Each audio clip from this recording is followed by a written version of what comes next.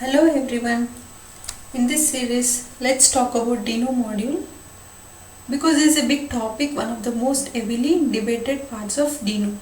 You see, when it comes to Dino modules, we handle modules in Dino, it's way different from Node. Well, I really mean by modules. Well, modules are just files, TypeScript and JavaScript files. When we build our applications, when we build our code, most of the time we are not just working by ourselves on one file. We are working with multiple files with multiple team members, is it? And as the project gets bigger and bigger, we need modules. We also use modules as a way to use other people's code. So we don't constantly reinvent the wheel. And instead we can use the power of the community to build some really truly great applications. So modules are just files. In Dino sense, they are JavaScript and TypeScript files. Now we already saw that with Dino we import modules using ES6 import syntax, and we can import them by referencing them with your URL.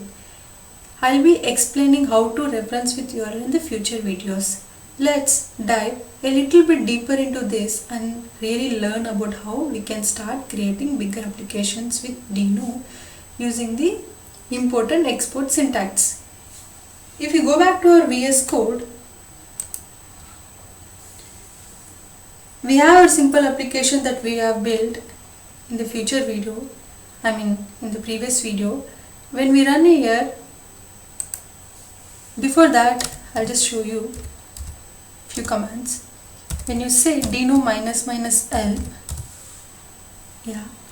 over here you see info command, Dino info command.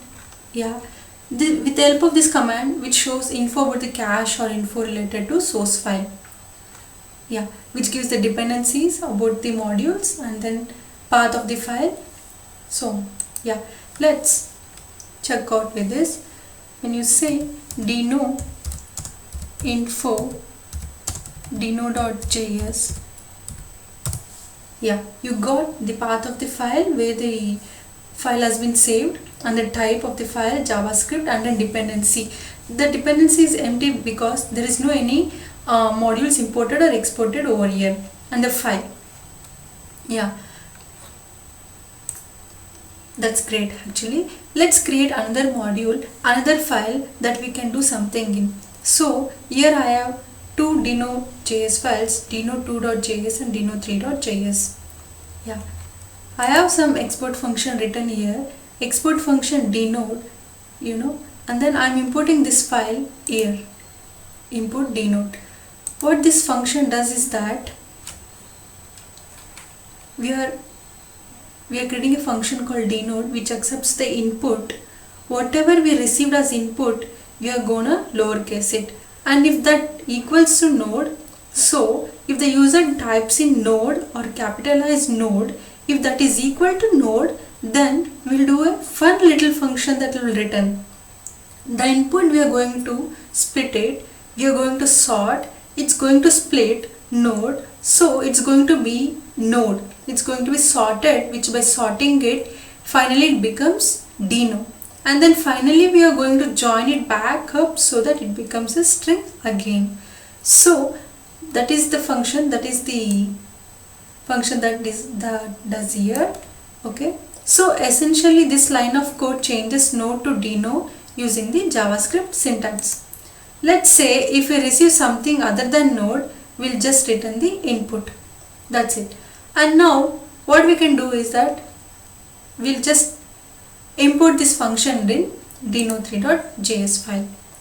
Since dino2.js file is in the same directory, we can just add in this file over here, import denote function name denote from dino2.js. Make sure that you provide the correct extension of the file over here, dino2.js file, and then console.log denote, and then pass the input as node.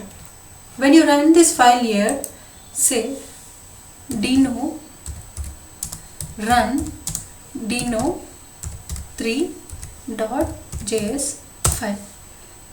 Go. You got the output as Dino. You are passing the input as node and you are